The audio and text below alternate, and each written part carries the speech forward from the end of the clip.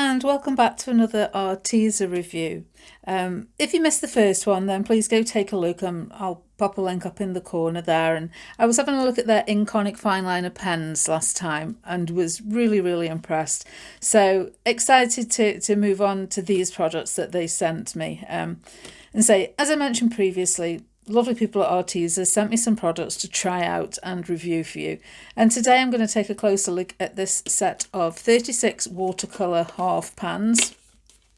Come, nicely packaged in a box, colour information on the back. As mentioned last time, presentation of these is really nice. So whether you're buying for yourself or as a gift, it looks the part. It does look really nice. So we have a metal palette. Has a little finger loop in the back, so if you like to hold your palette if you're out and about, journaling on holiday or whatever, really useful. But other than that, this is your sort of standard metal palette that you can purchase. It will hold up to 48 half pans. This comes complete with 36 colours and a water brush, which is a nice size water brush, decent size barrel. Medium sort of brush tip on there, always useful. I mean, I've got a few different brands of water brushes and I do find them handy. If I'm at home, I much prefer to use a proper paintbrush and some water, but they're ideal for if you're on the go, or I do find that I quite often use them for picking up ink off ink pads, or you can fill them with bleach and do some cool mixed media effects with them as well. So even if you think, oh, I don't want to use that with these paints, you don't have to. I'm sure you will find another use for it, but nice little addition to pop in the tin. So as I say, there are our 36 colours, room for another 12 half pans should you want to do that. And it comes with this pre-printed colour chart. And again, I think I mentioned this in my last video. I understand why they do this, it's a quick and easy way for them to pop that in and say this is what you're getting, but I find that very rarely these are a good true colour match, and if at all possible, make your own colour swatch chart on some card or paper, the sort of card or paper that you will be using these paints on, so that you get a realistic effect. So what I did was I took the information that was on here. I had a sheet of paper from the pad, and this is the 32 Sheets Expert Watercolour Pad, cold press paper, 300 gram, 140 pounds, really nice, good quality watercolour cardstock. I took a sheet out of there, printed out a little table with the colour names so that I can do my own swatch, and this will be the colour then that I expect to get if I'm using this watercolour card. If anybody wants to point out spelling mistakes, please do so in the comments below and I shall politely ignore them. I've already noticed I spelled violet wrong. There may be others, who knows. But I tend to do this whenever I get watercolours. I just think, it takes away some of the guesswork, because we all, there's nothing more disappointing than thinking, oh, that's what colour it is, and it doesn't come out quite that colour when you actually come to use it.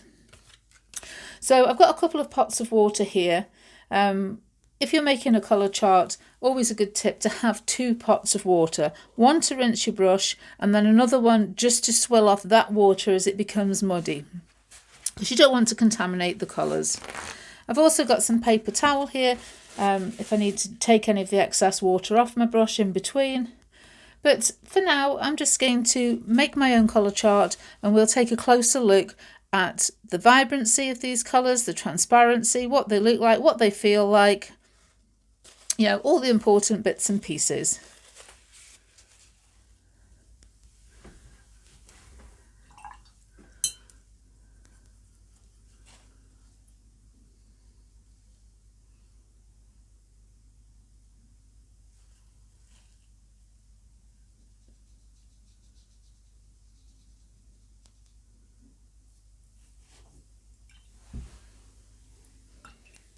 I mean, right from the outset there, the colour wets really well, seems to pick up colour on the brush quickly. I haven't had to work it for any great length of time to pick up some colour. Really nice, sort of intense. I like that one there, the jade green, but then again, anyone who knows me knows I like my sort of turquoises and blues.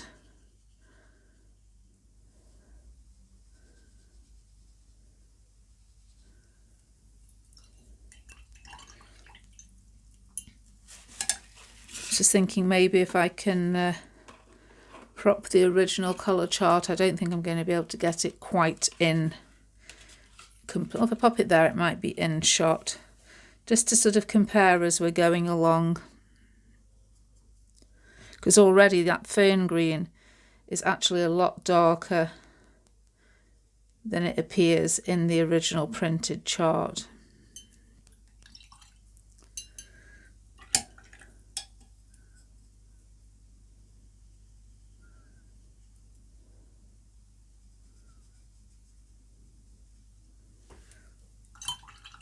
Very happy with the way these are wetting so far. I have to say, I think it's a slightly odd order that they have them in this palette. And I did consider rearranging them. But in order to do that, before I've got sort of swatches, there's no markings on the pans, so I would have had to have labelled the bottoms of the pans in order to keep track of which one was which. I mean, that is a possibility. It is something that I may do. I just think it's a little strange that we have the greens, pinks and purples, then we have yellows and orange and red, then we've got blues, and then we go through to the red, browns and the browns. I don't know if there is a reason for this. It doesn't appear that they're sort of grouped in warm or cool colours. I did wonder that. Not entirely sure. Maybe I'm just sort of being a bit OCD that I would prefer to see them more in a sort of rainbow colour.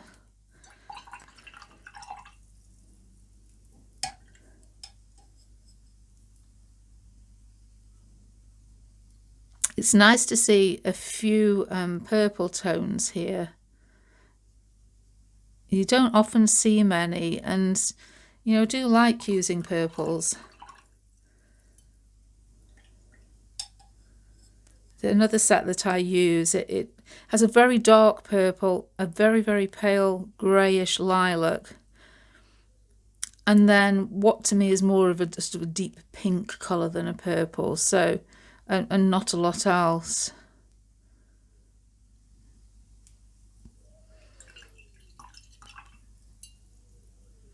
So I like the fact that we've got the violet, which is a warm tone, the lavender, which is a cooler tone, and I think that would mix well with that colour that I've just put, the periwinkle blue, just to sort of extend that range.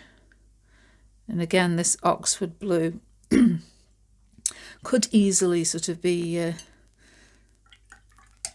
mixed to extend the range of purples.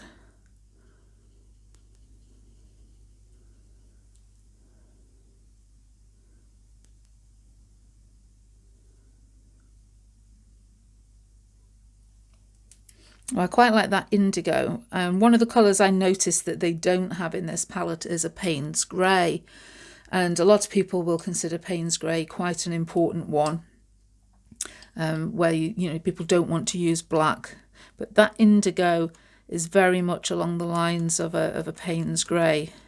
It is this sort of deep blue tone, blue-grey tone.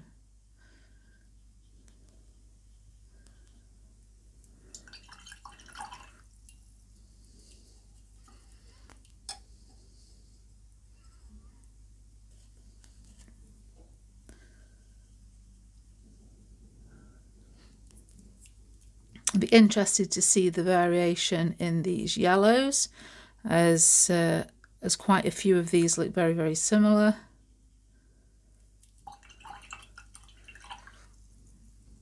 We'll see whether that is just down to the printing or whether the colours are actually quite similar colours.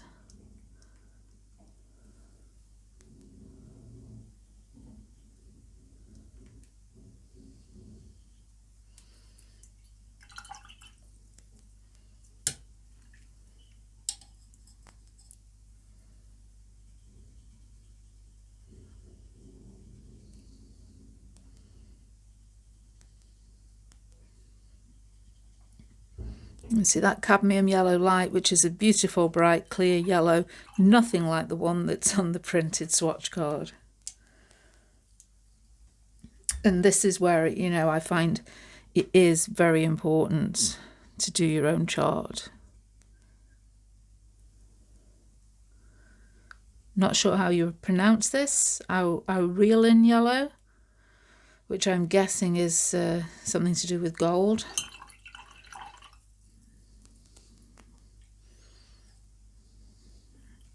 And then this golden yellow, which to me looks like it's going to be an orange.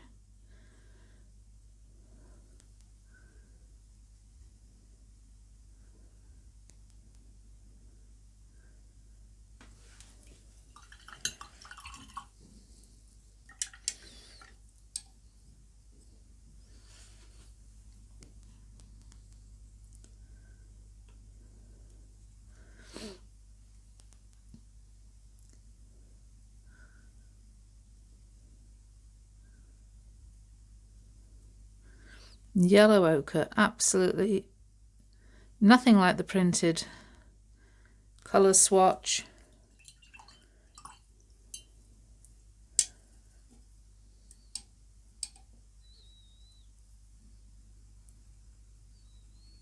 But a very useful colour actually, yellow ochre.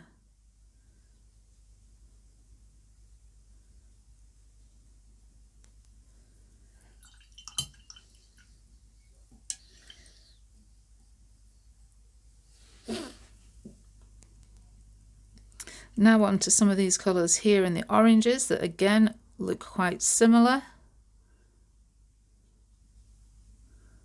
Previous one was chrome orange, this one's saffron orange, slightly more red tone.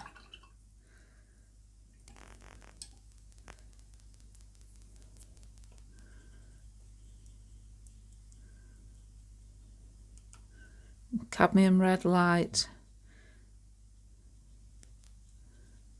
which is a nice sort of pinkish red, I always feel. But again, a nice sort of clear and bright colour. Onto scarlet, which you should see a slight difference. Slightly deeper and richer, not a lot in it. But again, in the printed swatches, you don't get that sort of the pinkness of it is not coming through in the pre-printed swatch. So happy to see, you know, what the colour actually genuinely comes out like. This is deep red.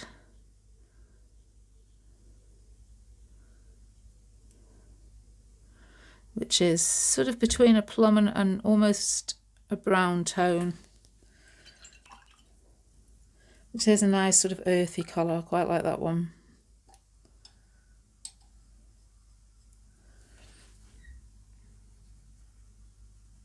So some more blues here, which, as I say, I find this layout a little odd as there's some blues up at the top.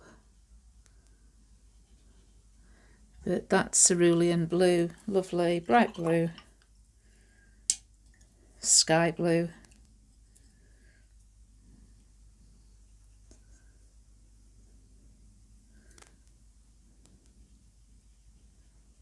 Steel blue, very similar. We'll see how that one dries, whether it looks slightly different as it dries. They're all going on very nicely. I'm not getting any graininess. They all feel very smooth. And say they're very highly pigmented, which is nice. And you would expect for something that is marketed, you know, as of a level that they do. I mean, I'm not really sure how Arteza class themselves. Do I want to say it's professional artist quality? Probably not in this instance. I'm not entirely sure. But it's better than a student quality, if you ask me. I do feel that it has the consistency and the pigment of artist quality paint here. Turquoise, very nice colour.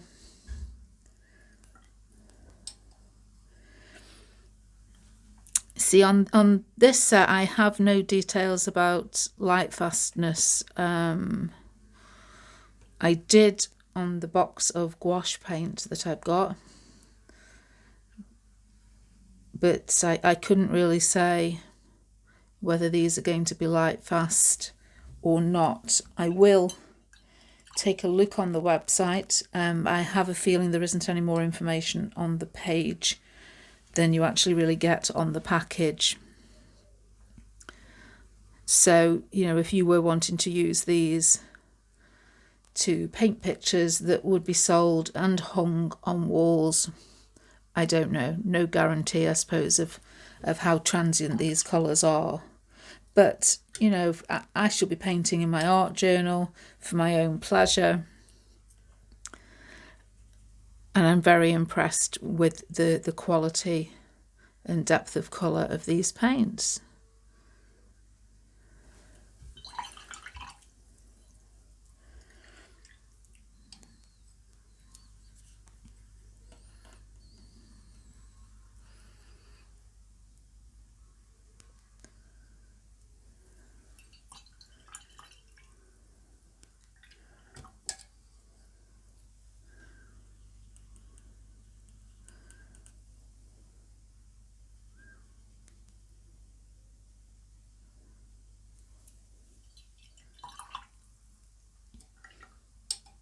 A nice selection of brown tones. So obviously if you're painting landscape or looking to make skin tones, always useful to have a range of warm or cool browns.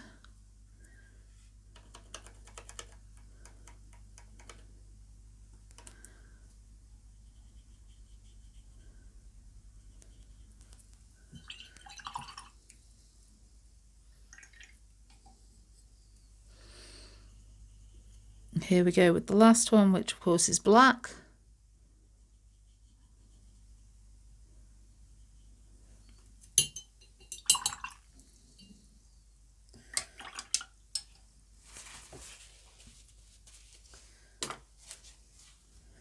And there's our completed swatch chart and a much more accurate representation of the range of colours. I think you get to see the brightness, that doesn't come across here. They're very nice, clean colours, vibrant colours. And, you know, looking on here, there are a few that look very similar, but you do actually notice the differences as they're drying, and they become much more apparent, the differences in the colours. And I'm really impressed with them, to be fair. Very happy with that colour range.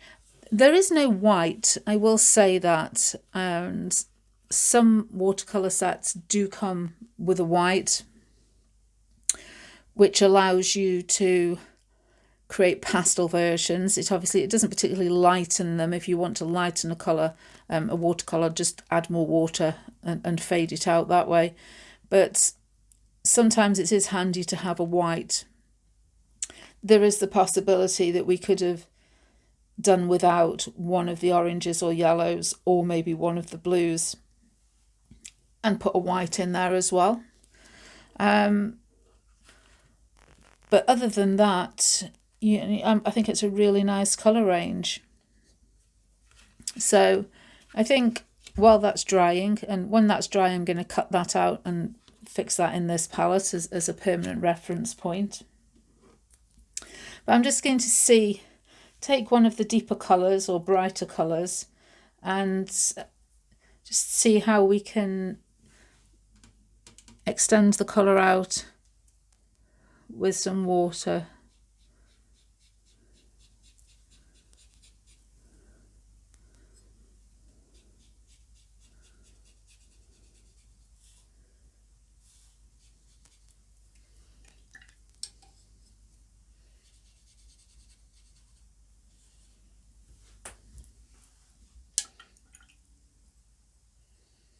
And that's giving a really nice sort of gradient there. Let's take that Amaranth. I really like the look of that one.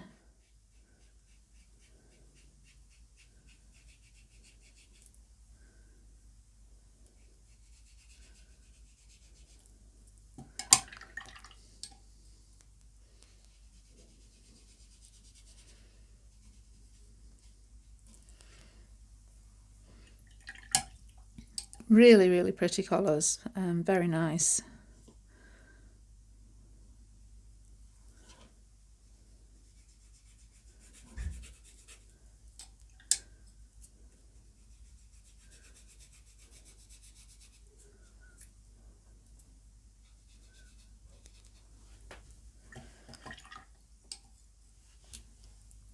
And let's just try the black.